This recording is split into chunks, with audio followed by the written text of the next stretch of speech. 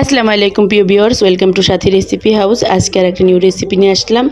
প্রথমে কিছু রুটি নিলাম, রুটির 4 কোণগুলা কেটে ফেলেছি। তারপরে রুটিটা 3 কোণা করে কেটে এই তো চুলা একটা প্যান বসালাম। তারপরে প্যানে পরিমাণ মতো তেল দিয়ে রুটিগুলো ভেজে নেব।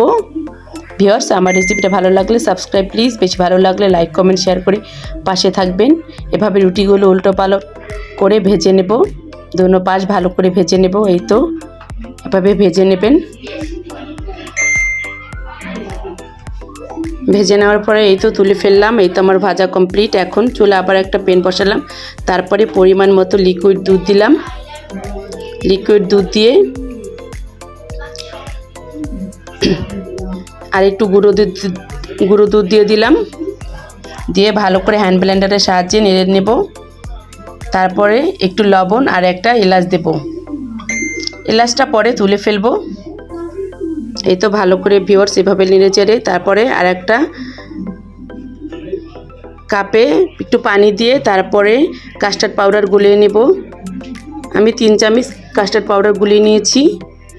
তারপরে এই তো চিনি দিয়ে দিলাম পরিমাণ মতো দুধে।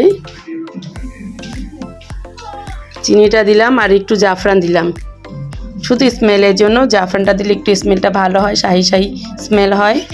তারপরে এই তো কাস্টার্ড পাউডারটা এভাবে অনবরত নাড়তে থাকবো, নয়তো দলা পেকে যাবে। তারপরে এভাবে দিয়ে কাস্টার্ড পাউডারটা রান্না করে নেব।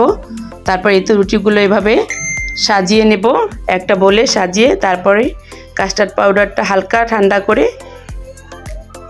বেশি গরমও না বেশি ঠান্ডাও না, তারপরে দিয়ে এভাবে একটু বাদাম কুচিয়ে দিয়ে দেব।